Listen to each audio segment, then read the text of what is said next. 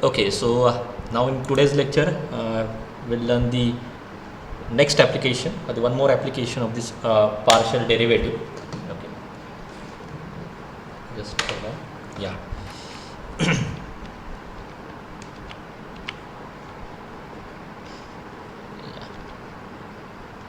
Okay, is this visible? Just let me know. Visible and proper? Okay. Yes. Okay, so now this you can say the third application of the partial differentiation. This is the application number 3. Okay, first is the Jacobian. Okay, हमने कहाँ से start किया था? First is the Jacobian, the first application. In that there are two parts. One is for implicit function and second is for explicit function. Okay, then next is the, what is our next application? Partial derivative. Okay, so it is, you can say, the application of Jacobian itself. Okay, you can find the value of partial derivative. Okay, so that is also over now. I just quickly revise this last part. Sir, someone is waiting for running it. Okay.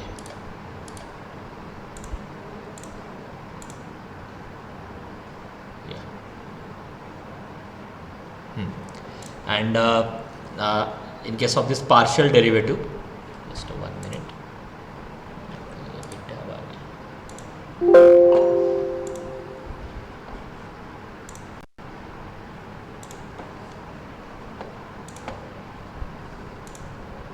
Okay. So in case of partial derivatives, so this partial derivative is only for implicit function. Okay, so let us consider one implicit function f1. Please mute yourself.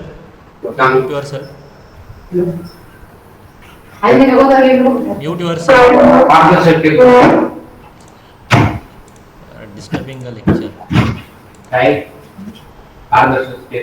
Aditya Pathak.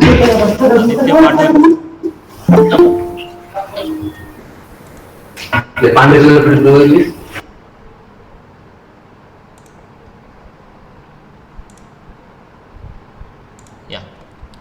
So suppose we have this two implicit function, f1 in terms of x, y, uv, f2 in terms of x, y, uv. Okay. So in this case, how you can find the value of partial derivatives, like say dabba y by dabba y by dabba u. Okay, can anyone tell me this? What is the formula?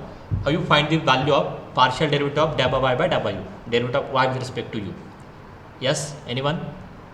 What is the formula for this? Yes. So del f1 f2 f3. First, for all these formulas, you have to give the minus sign. Then Yes, sir. in numerator, first write denominator, Jacobian of f1 f2 with respect to what? Then XY. you set u का set. नहीं, नीचे Yes, sir, y का y का set. set. Okay, so that y belongs to which set? xy set. Okay, this is the set. Therefore, first consider the Jacobian of f1 f2 with respect to xy. Now in numerator, just replace y by u, so that it become Jacobian of f1 f2 with respect to Jacobian of y by u. मतलब x को as it is रखना है और y के जगह पे आपको u लिखना है. ठीक है? This is the definition of partial derivative. Okay, so any doubt in this part? And after this, it is just the question on Jacobian. तो जो आपने initially learn किया था, फिर उसमें ही वो convert हो जाता है. ठीक है? So after that, the whole calculation is the Jacobian calculation. ठीक है? Yeah, okay. So any doubt in this part? Okay. Till now we have covered this. Okay, Jacobian for implicit and explicit, and then this is the one more application of, you can say, the Jacobian itself, that is the partial derivative. Now today we'll learn the third application. Okay, this is, you can say, the third application of application number 3 of this Jacobian, which is functional dependence. Okay, so I think you all are aware about the vector dependent and vector independent. Okay, so if I consider 3 vectors, just let me consider u is equal to 1, 1, 1. If I consider one more vector v, which is say 2, 2, 2. Okay, so what about these two vectors? Whether these two vectors are dependent or independent? Yes. Consider these two vectors.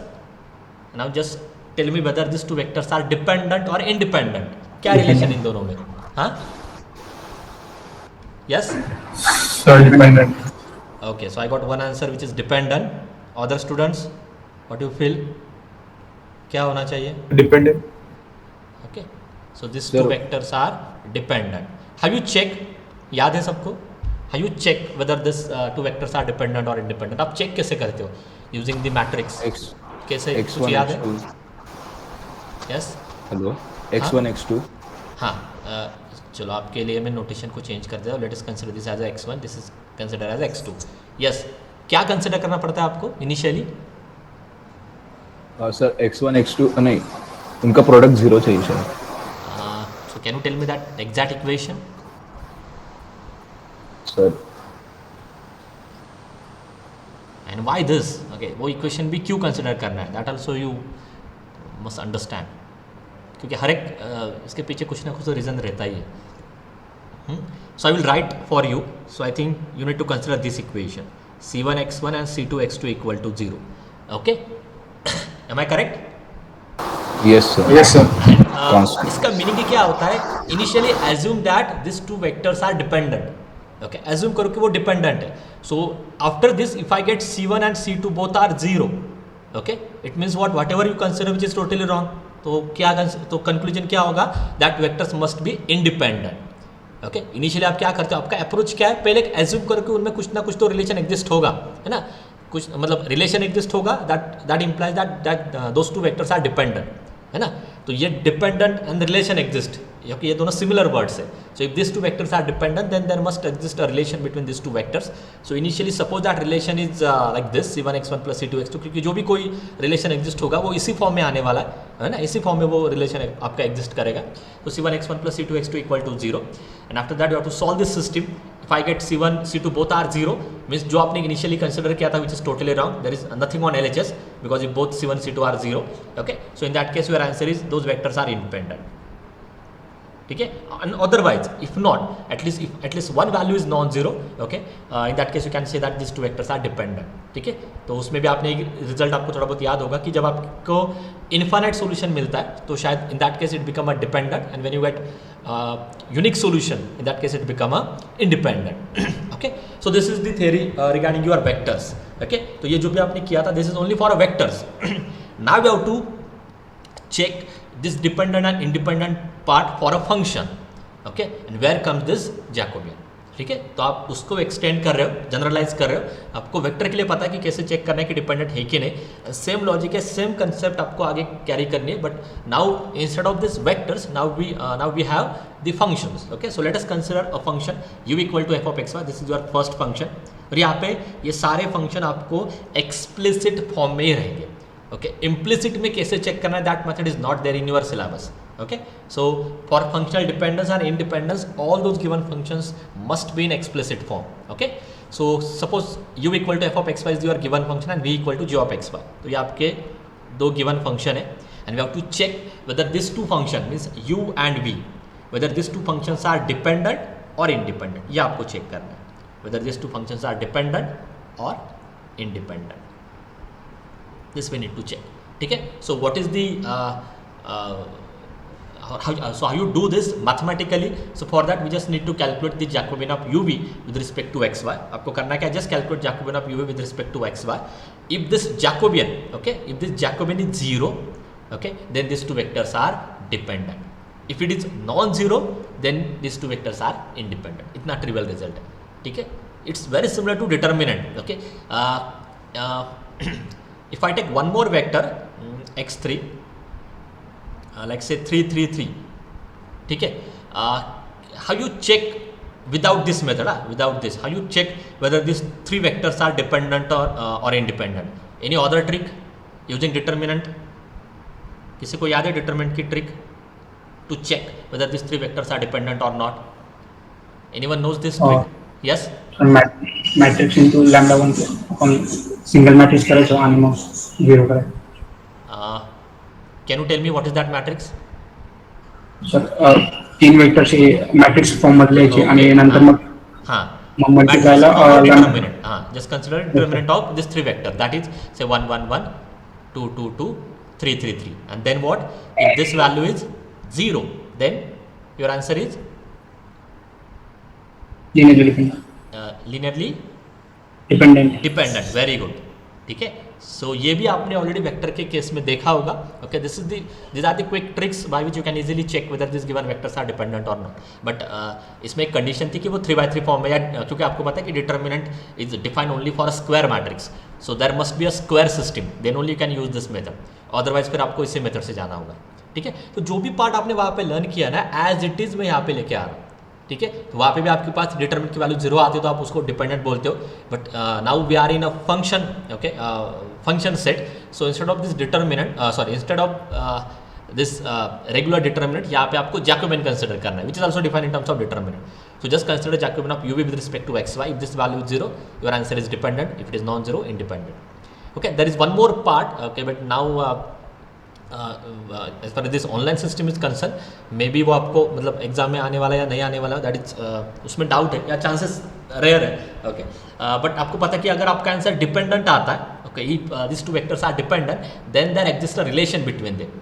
तो theory में अगर ये question होता ना, तो आपको theory में ये भी पार्ट आता है कि also calculate relation between this two vectors if exist, also calculate relation between this two vectors if exist, and उसके लिए कोई ट्रिक नहीं है, okay, that approach is totally random approach, है ना। जैसे यहाँ पे ट्रिक थी, आप C1 की वैल्यू कैलकुलेट करते हो, C2 की वैल्यू कैलकुलेट करते हो, इसमें पुट करते हो, फिर T से डिवाइड करते हो, आपको डायरेक्टली x1 एंड x2 में रिलेशन मिल जाता है वहाँ पे। तो इस केस में ऐसी कोई ट्रिक नहीं है, जैसे कि mathematically you cannot find that relation, है ना, देयर इज नो मेथड और yeah, there is no method by which you can get that relation between u and v if those vectors are dependent. तो यहाँ पे जो आपका approach होता है वो टोटली रैंडम अप्रोच होता है, okay, and just because of that reason, okay, शायद उसके ऊपर एग्जाम में क्वेश्चन आप आने के चांसेस ज़्यादा नहीं है, but still for few example I will explain how to calculate that relation, ठीक है। बट सब में करना इतना ट्रिवियल पार्ट नहीं है, it is not that much trivial, क्योंकि आपका अप्रोच रैंडम है, आपको ऑब्जर्व करना पड़ता है कि उनमें क्या रिलेशन एग्जिस्ट हो सकता है, ठीक है।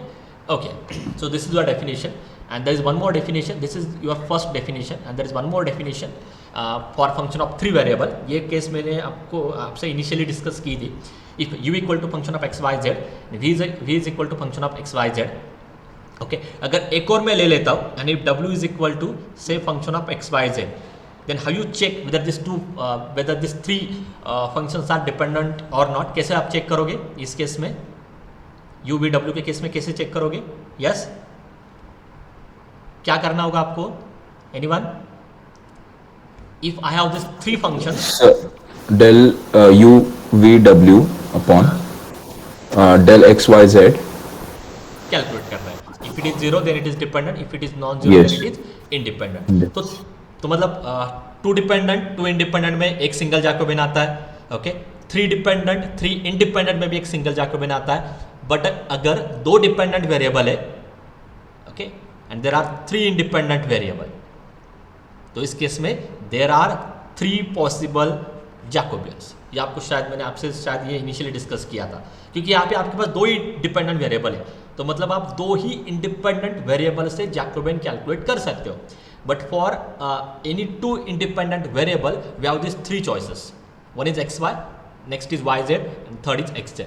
तो आप ये इन तीनों केसेस में जैकोबियन कैलकुलेट करना होगा, and if the value of Jacobian is 0 for all this 3 cases, okay, then you can say that this 2 functions are functionally dependent. अगर किसी एक केस में भी नॉन जीरो आ रही है then it is independent. Condition क्या है कि तीनों की वैल्यू 0 चाहिए, तीनों, all 3 Jacobian must be 0, then only you can say that those functions are dependent, okay, otherwise it become independent. तो यही 2 डेफिनेशन पे आपको ज़्यादा फोकस करना है, ठीक है।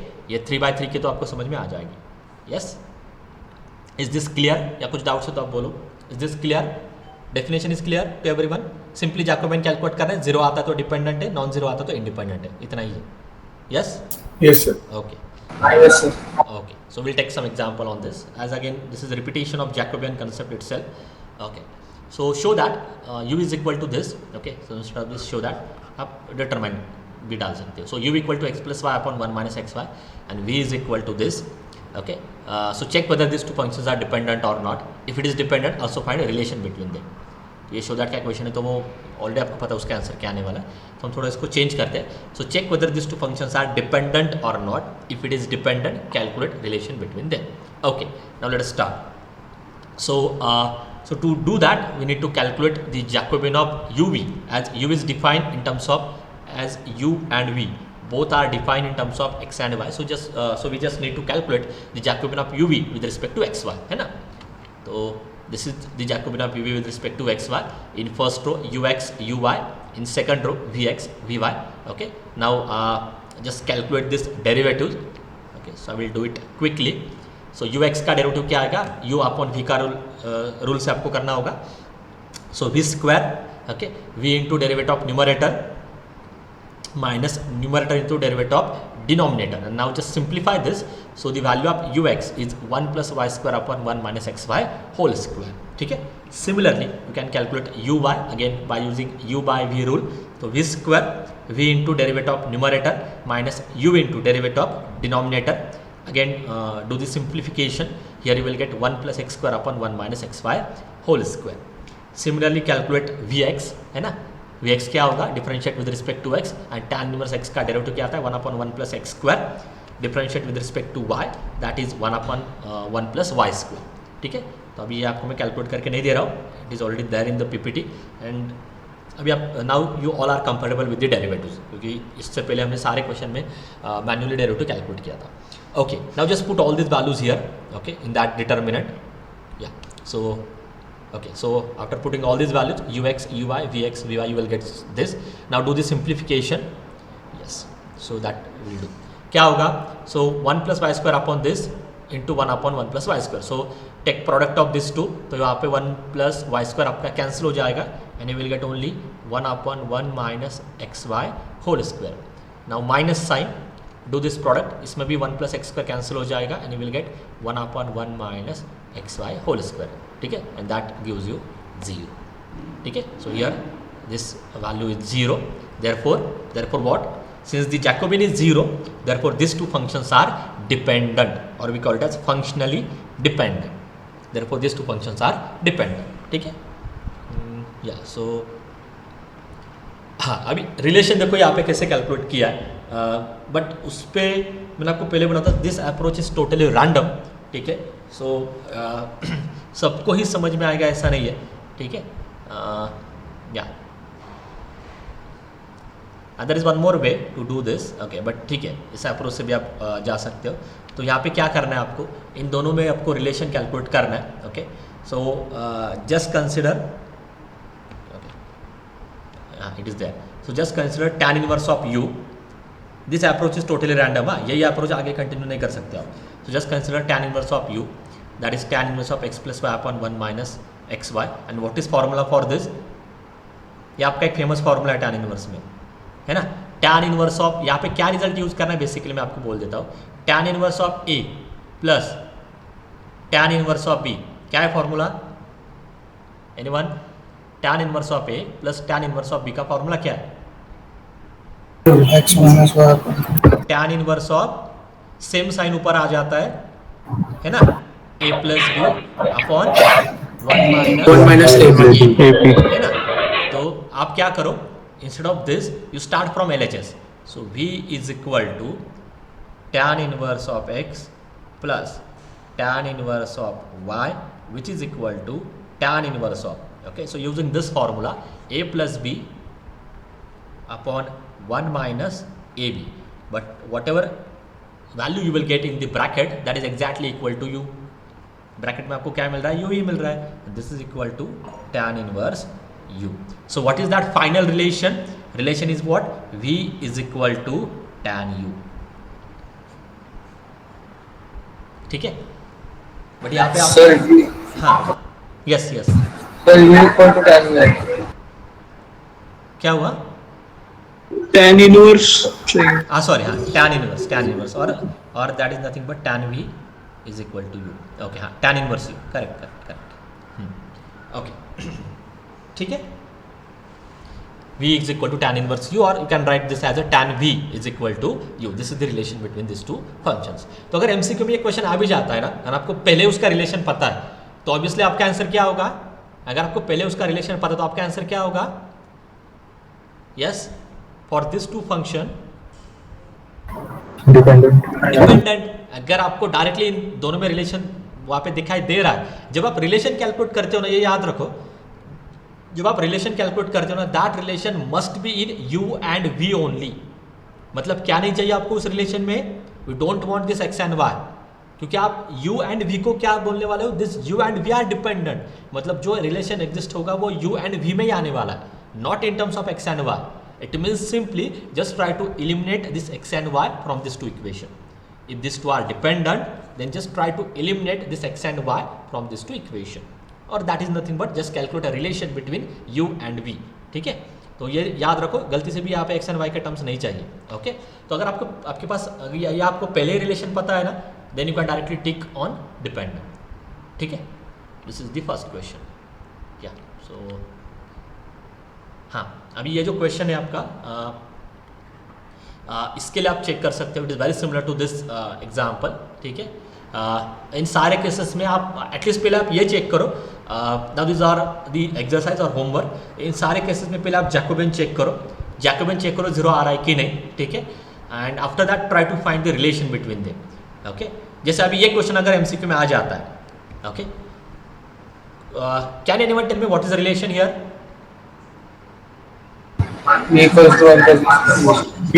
Plus u square. तो आपको देख के ही वहां पे रिलेशन आइडेंटिफाई हो रहा है, तो इस केस में जैकोबियन चेक करने की जरूरत है क्या? एमसीक्यू के लिए बोल रहा हूँ मैं, एमसीक्यू के लिए. ओके, ऐसे क्वेश्चन में जैकोबियन कैलकुलेट करने की जरूरत है क्या? नहीं है. डायरेक्टली आपको क्या लिखना है, दिस टू आर डिपेंडेंट. ठीक है, इतना मतलब ऐसे आप जाओ. Okay, in a similar way you have to proceed for remaining examples. I think यहाँ पे थर्ड वेरिएबल का है ही नहीं. ठीक है, वैसे भी उसके चांसेस ज़्यादा नहीं है ना. तीनों जैकोबियन कैलकुलेट करने का क्वेश्चन नहीं दिया because it's become a lengthy question. So just try to calculate Jacobian here. तो आपको ये समझ में आ रहा होगा कि अप टू दिस टॉपिक जितना भी आपने लर्न किया ना, एट द एंड जैकोबियन ही कैलकुलेट करना है. तो अगर आपको जैकोबियन प्रॉपर कैलकुलेट करना आ रहा है ना, तो इम्प्लिसिट आने दो, एक्सप्लिसिट आने दो, पार्शियल डेरिवेटिव का आने दो, या डिपेंडेंट इंडिपेंडेंट का आने दो. All this topics are trivial for you. At then you have to just learn this Jacobian. Okay, so now I will give you 2 days. Okay, so after this everyone has to show me all these homework questions. ठीक है, क्योंकि यही practice आपके लिए सबसे ज़्यादा important है. सारे क्वेश्चन में मुझे बस जैकोबियन चाहिए. इसके अगर आपको रिलेशन नहीं भी आ रहा है ना, so I will tell you this relation in the next slot. But initially first you try to identify that relation if your answer is dependent. ठीक है, या आपका होमवर्क का क्वेश्चन है तो आप पहले वर्कआउट करो. ओके, आप you try to tell me that method and otherwise I am there. Okay, in a lecture also I can explain all these relations. ठीक है, तो ये सारे होमवर्क मुझे 2 दिन के बाद चाहिए, क्योंकि ये टॉपिक, ये बेस आपका परफेक्ट हो जाता है ना, तो आप आगे आपको प्रिपरेशन के लिए ज़्यादा टाइम नहीं जाएगा. After this will switch to the new topic. ठीक है, this is all about the Jacobian. Okay, so please complete all this questions. कुछ भी डाउट आते हैं, नहीं सॉल्व हो रहा, आप डायरेक्टली मुझे मैसेज करो कि सर ये क्वेश्चन में हिंट दो, या just tell me the initial approach how I can proceed to solve this particular example. ठीक है, बट सबको ट्राई करना है and I will check individually after 2 days. Okay, और in tutorial itself, batch 1 batch 2 के tutorial में पहले मैं ये चेक करने वाला. तो आप कंप्लीट करो, डाउट्स आते तो आप मुझे पूछो.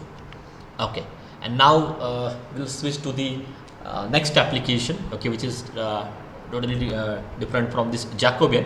ठीक है, so this is the next application. Now let us consider as a 4th application. ठीक है, सो application number 4, that is errors and approximation. So using this Jacobian concept you can find or not Jacobian, sorry, using the partial derivative, है ना, क्योंकि आप at the end आप partial derivative के application learn कर रहे हो. So using this partial derivative can also find the errors and errors present in that given variable. Okay, so for that या this are all the formulas. Okay, let me explain you quickly. ये सारी चीज़ आपको पहले ही पता है. Suppose x and y and z are your given variables. ठीक है, so dx, dy, dz, what is meaning of this? Can anyone tell me this? Don't see this. Okay, आप चाहो तो ये मैं इरेज कर देता हूँ. हाँ, suppose x, y, z are your given 3 variables. What is the meaning of dx, dy, dz? क्या पता है आपको? dx means what? What is dx? हाँ, Small change in x. Very good. Okay, इसका इस अभी तक आपको इसका मीनिंग क्या पता है? Small change in x. ठीक है, similarly small change in y, small change in z, and that is nothing but, that change is nothing but error. ठीक है ना, जो आपकी ओरिजिनल वैल्यू अगर उसमें कुछ चेंज आपको दिखाई दे रहा है, that is nothing but that you can treat as a error, ठीक है. सो dx, dy, dz, okay, these are called as the errors in x, y, z. Small change in x, है ना, whatever change is there in that original value that generate the error. x अगर आपकी original value है उसमें जो भी change हो जाता है, ठीक है, sorry x is the value, उसमें जो भी चेंज हो रहा है that is your dx, okay. So this dx actually gives you the error in x. This dx actually gives you error in x. Now from this you can define one more definition that is called as relative error. इसकी भी actual definition आपको पता है क्या है? what is the relative error? आपने इस form में नहीं देखा है शायद. What is the definition of relative error? किसी को पता है? relative error की डेफिनेशन क्या है? Relative error in general I'm talking. Sir अगर वो सपोज R में एरर होगा, R एक फंक्शन है x स्क्वायर वैल्यू अपॉन कुछ तो अप्रोक्सीमेट वाला ऐसा कुछ तो है, तो किसी को याद है वो डेफिनेशन, रिलेटिव एरर की डेफिनेशन? रिलेटिव एरर आप कैसे कैलकुलेट करते हो? ठीक है आप कंटिन्यू करो, आप क्या बोल रहे थे, बोलो. सर वो अगर एक फंक्शन रहेगा सपोज R, तो वो सपोज वो x square plus y square और z स्क्वायर का फंक्शन है, ओके. तो वो रिलेटिव एरर मतलब वो उसका power 2 into small change in R ऐसा कैलकुलेट करते. ओके, बट मुझे मतलब एक simple definition error exact value ऐसा इसमें आपने नहीं देखा अभी तक कभी नीचे? अभी मुझे पता नहीं एग्जैक्ट वैल्यू, मुझे वर्ड याद नहीं है actually. Exact value upon what is in the numerator? error. Sir, approximate ना, एक्चुअल वर्डिंग क्या है? That is what I am asking. sir, absolute mean value. Absolute mean value. हाँ. Absolute mean value upon what? I guess average, something like. I don't remember. Okay, actual value. हाँ actual value रहेगा क्योंकि exact value नीचे आती है, ठीक है, जाने दो, उसमें वर्डिंग से भी क्लियर हो जाएगा. Okay, relative error means what? Okay, जो आपकी एक्चुअल वैल्यू है, okay, just calculate with the error, है ना. So that error dx upon x gives you the relative error and the percentage error present in x, है ना, percentage error present in x, for that you just need to multiply it by 100. Simply क्या है, x आपकी given value है. For example मुझे इसमें error calculate करनी है, suppose that error is x, I have to calculate the percentage, okay, percentage of error present in x. तो आप कैसे कैलकुलेट करोगे? Whatever the error present in that x, okay, with respect to the total error multiply by 100. जैसे आप regular percentage calculate करते हो वैसे ही जाना है ना. So this is called as the percentage error. This is called as the percentage error. Percentage error present in x. ठीक है, डेफिनेशन क्लियरली समझ में आ रही है? ये कुछ रेफर करने की आपको जरूरत नहीं है. x सपोज आपका गिवन वेरिएबल है, मुझे इस वेरिएबल में क्या कैलकुलेट करनी है? I have to identify the percentage error present in x. तो आप कैसे कैलकुलेट करोगे? Okay, what is the error in x? dx. ठीक है, what is the original value? x multiply by 100. This gives you the percentage error in x. Is this clear? Yes, sir. Okay, ये आपके general definition है, मतलब without any mathematics भी आप इसको treat कर सकते हो, ठीक है. So percentage error present in x is what? dx upon x multiply by 100. Similarly present in y is just the dy by y multiply by 100. Present in z is dz by z multiply by 100. कुछ ज़्यादा आपको ये mathematics use करने की जरूरत नहीं है. Regularly आपको पता है कि x is the given value, dx is the change in x, that is nothing but error in x, ठीक है. So how you actually calculate the error, percentage error present in x? So dx upon x multiply by 100. And now it's better to take, क्योंकि इसके real life ही examples है तो explain करने में ज़्यादा difficulty नहीं आएगी. So I will directly take one simple example on this और आपको इजीली समझ में आ जाएगा. Let me check, is there कोई वेटिंग में नहीं है ना? ओके, या सो क्वेश्चन क्या है? Find the percentage error. ये रियल लाइफ एग्जाम्पल है तो आपको क्लियरली वो कंसेप्ट समझ में आ जाएंगे. Find the percentage error in the area of ellipse when error of 1% is made in measuring its major and minor axis. ठीक है, so we have given the percentage error present in major axis and minor axis. Okay, so now for the solution, ठीक है, let me just draw this ellipse. ठीक है, let us call this A, this is B. Okay, can anyone tell me what is the formula for area of ellipse? Let us denote A to be area of ellipse, pi AB. Pi AB. pi AB. Okay, where A is the कौन सा axis है A इस case में, major Major axis. Axis and B is the minor. या आपके ऊपर आप कैसे भी डायग्राम ड्रॉ कर सकते हो. There is one more way where A is less than B, है ना. So if A is my major axis, B is my minor axis, then area of ellipse is pi AB. मुझे calculate क्या करना है, what I have to calculate the percentage error present in A. Area में calculate करनी है ना, तो percentage error present in A, उसका मीनिंग क्या होता है, means what, percentage error present in A. Mathematically आप कैसे लिखते हो उसको, अभी एक्सप्लेन किया था आपको मैंने. Percentage error present in A means what, DA by A into 100. error in A upon the exact value multiply by 100.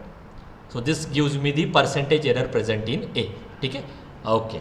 और क्या गिवन है आपको, क्या गिवन है, we have given the percentage error in major and minor axis, और दोनों की value क्या है 1%. So now tell me what is the percentage error in major axis, mathematically. Percentage error in major चलेगा axis. ये Very good. DA मतलब small change in A upon original value multiply by 100. This percentage error is given, which is 1. Also tell me percentage error in minor axis. So dB by B multiply by 100 is equal to 1. ये चीज़ें given. Yeah, this two values are given. Percentage error in A is given. Percentage error in B is given. Okay, and we have to calculate percentage error in area of ellipse. अभी बोलो कैसे करोगे. सारी चीज़ें मैंने आपके सामने रखी है. क्या लॉजिक है इसमें, आपको कैसे भी करके ना यहाँ पे DA अपॉन A ये टर्म जनरेट करना होगा लेफ्ट साइड में. Okay, let me write this equation again. ये मेरा इक्वेशन है पाई AB. ठीक है, anyhow I have to generate after taking derivative. After taking derivative अगर मैं डायरेक्ट डिफरेंशिएट करता हूँ ना, तो DA इक्वल टू मुझे क्या मिलेगा, A into DB plus B into DA. Left side में DA ही मिलेगा. अगर मैं डायरेक्ट डिफरेंशिएट करता हूँ, प्रॉब्लम आप देखो अच्छे से सुनो मैं क्या बोल रहा हूँ. अगर मैं डायरेक्ट डिफरेंशिएट करता हूँ तो मुझे लेफ्ट साइड में बस DA मिलेगा, ओनली DA. ओके, नीचे A नहीं मिलने वाला. So for that how you do the adjustment, मुझे क्या करना होगा to generate A in the denominator so that I will get DA upon A. Approach समझ में आ रहा है. जब मैं डेरिवेटिव लूंगा ना, after taking derivative I must get DA upon A. After taking derivative I must get DA upon A. तो उसके लिए मुझे क्या करना होगा, what simplification needed, log very good. ठीक है, यही समझ में आता तो सारे एग्जांपल हो गए आपके. तो आपको ये DA upon A term generate करने के लिए just to generate this take log on both side. जिनको नहीं समझ में आ रहा आपको इसके आगे समझ में आएगा. Taking log on both side, तो यहाँ पे क्या मिलेगा, log A is equal to log of pi AB. ठीक है, now just 1 minute, let me erase this. Yeah, come to this. हाँ, now this is nothing but log A. Now what is the value of log of pi AB, क्या लिखना है मुझे आगे. log pi log We know this is the property of log, you can separate with the addition. So log pi log A plus log B. Now differentiate. हाँ, अभी आप यहाँ पे देखो, ये आप इंडिपेंडेंट वेरिएबल से डिफरेंशिएट नहीं कर रहे हो. This is the total derivative differentiation. ठीक है, डिफरेंशिएटिंग इतना ही लिखना है आपको. टोटल डेरिवेटिव डिफरेंशिएट मतलब टोटल डेरिवेटिव के डिफरेंशिएशन में इंडिपेंडेंट वेरिएबल मतलब विद रिस्पेक्ट टू कौन से वेरिएबल से डिफरेंशिएट कर रहे हो ना, वो आपको नहीं लिखना है. तो फॉर एग्जांपल कैसे होता है मैं आपको एक्सप्लेन करता हूँ. log A का डेरिवेटिव क्या है पहले वो बोलो. What is the derivative of log x, 1 upon A. Multiply by actual chain rule क्या आपको, डेरिवेटिव लेना है, multiply by derivative of bracket term, and multiply by derivative of bracket term क्या आने वाला है, DA. क्योंकि आप यहाँ पे विद रिस्पेक्ट टू नहीं कर रहे हो. अगर आप विद रिस्पेक्ट टू लिखता हो ना मैं यहाँ पे विद रिस्पेक्ट टू x, तो यहाँ पे DA बाय DX आ जाता. समझ में आ रहा है सबको डिफरेंस. अगर मैं विद रिस्पेक्ट टू लिखता हूँ विद रिस्पेक्ट टू x, तो यहाँ पे DA अपॉन DX आ जाता. बट ये टोटल डेरिवेटिव का डिफरेंशिएशन है. ठीक है, it is not depend on the independent variable. आप रेगुलर जो आपका डेरिवेटिव होता है, this is your actual derivative. Total derivative का कंसेप्ट है ये. ठीक है, ओके. नेक्स्ट, log पाई का derivative 0 as it is a constant. log A का डेरिवेटिव क्या आएगा, 1 upon A into DA. log का derivative 1 upon A multiply by derivative of bracket term which is DA. Similarly 1 by B dB. Okay, now just multiply this by 100, so you will get DA upon A multiply by 100 is equal to dA upon A multiply by 100 and plus dB by B multiply by 100. And what is given? Percentage error in A is given, which is 1. Percentage error in B is given, which is 1. So your final answer is 2. So percentage error present in the area of ellipse is 2%. ठीक है, clear है सबको? Question Yes, sir. Okay. Yes. Okay. Yes, sir. Solution is there. You can refer this. Yeah. Okay. इतना ही है क्या? हाँ, और क्या है? ठीक है. हाँ, क्या दिया है? The area of triangle ABC is calculated using this formula. Okay. So we have given the formula. Okay. Delta is equal to 1 by 2 AB sin C. ठीक है. Okay. If the errors of 2% and 3% and 4% are made in the measuring of A, B, C respectively, and the correct value of C is 30 degree. Okay. Find the percentage error calculated percentage error in the delta. Okay. हाँ. Okay. तो पहले क्या करते, जो जो given है वो सारी चीज़ें मैं लिख लेता हूँ. 2%, 3% and 4%. These are the percentage error in A, B, C. Means what? क्या लिखना है मुझे गिवन डाटा में? Means what? बोलो. dA by A Percentage error in A is 100. A by A multiply by 100 is equal to 2. Percentage error in B, dB by B multiply by 100, which is equal to 3. Percentage error in C, DC by C, okay, multiply by 100. आपको problem बाद में समझ में आएगी. इसका use क्या है ना, मैं आपको इमीडिएटली नहीं बोलने वाला. DC upon C multiply by 100 is equal to 4. ठीक है, जो गिवन है पहले वो मैंने लिख लिया. Now our claim is what? Calculate क्या करना है? क्लेम क्या है? परसेंटेज एरर इन डेल्टा, मतलब d delta upon delta multiply by 100 calculate करना है. फिर से वही लॉजिक है. D delta upon delta generate करने के लिए I have to take log on both side. So if this is your equation 1, taking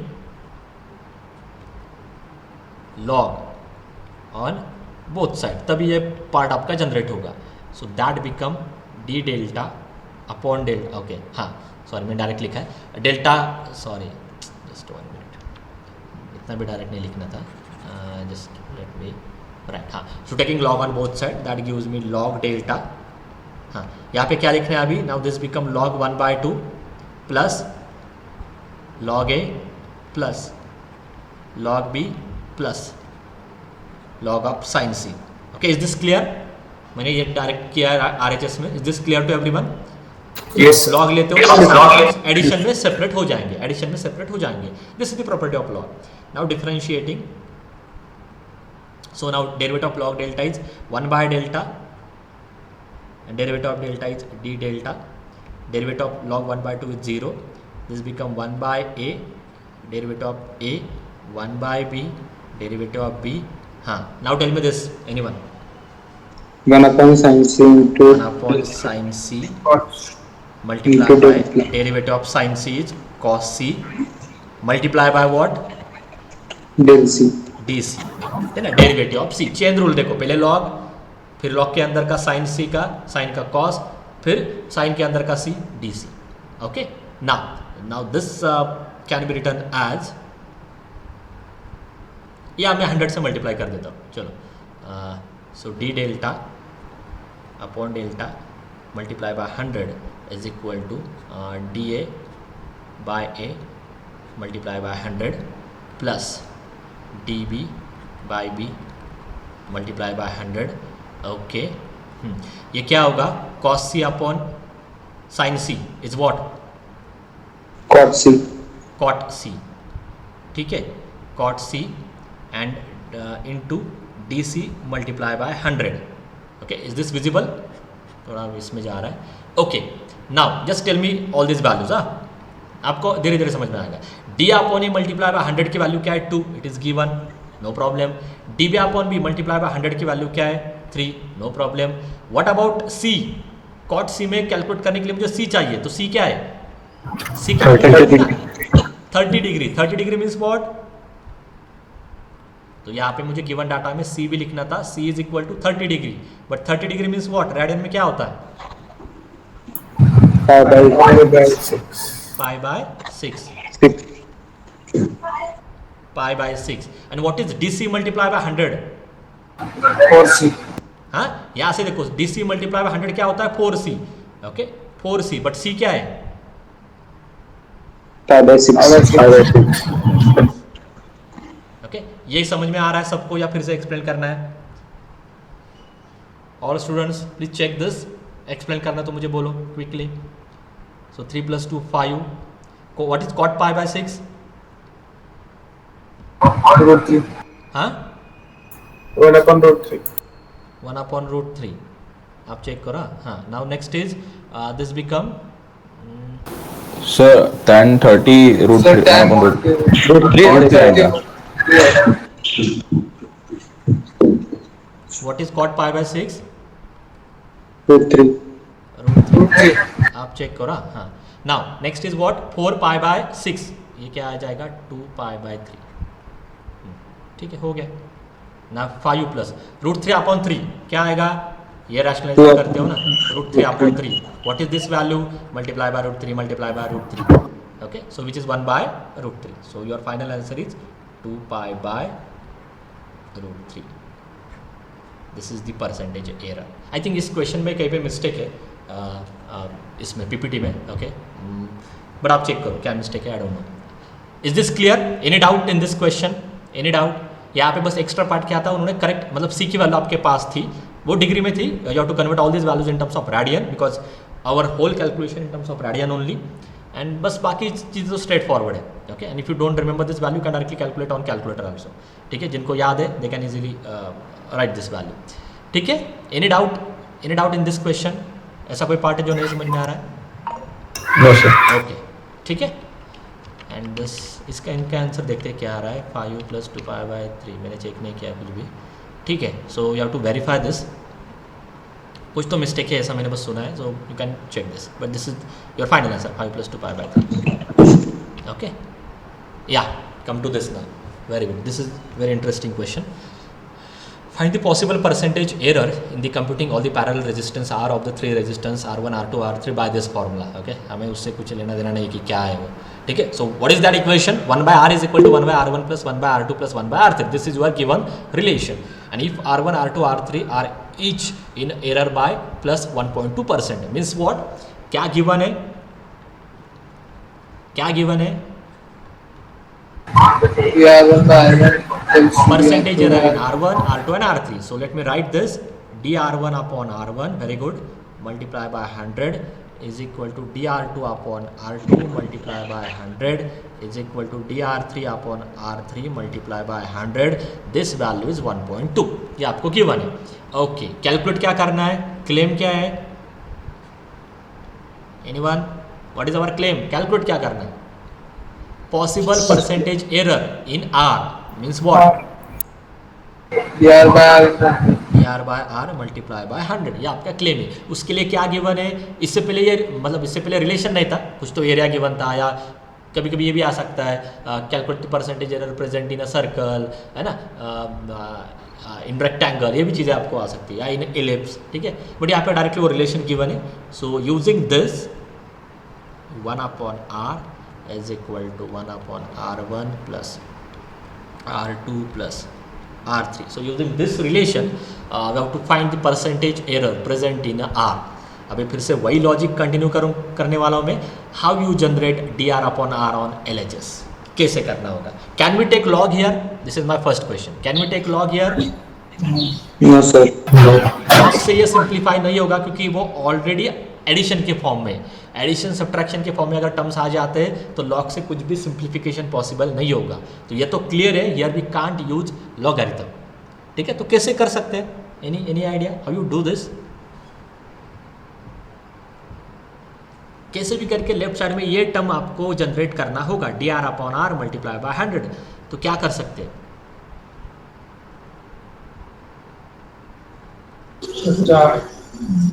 yes yes, log लेना, ये दिस वी कांट डू क्योंकि सो उसको सिंप्लीफाई किया तो वो कैंसिल हो जाएगा ऊपर में। सिंप्लीफाई किया तो और डिफिकल्ट हो जाएगा, मतलब कैंसिल भी करते तो इतना कुछ वो भी प्रोडक्ट में आ जाएंगे टर्म्स, ठीक है। So it's better to differentiate this directly, okay, this differentiating, ठीक है, इतना लिखा है मैंने। क्या ओके एक सॉल्यूशन था कि आप इसको सिंप्लीफाई करो, मतलब ये एडिशन का पार्ट आप बोल रहे थे कि इसको try to simplify this, but उससे कुछ ज़्यादा इफेक्ट नहीं होगा, ठीक है।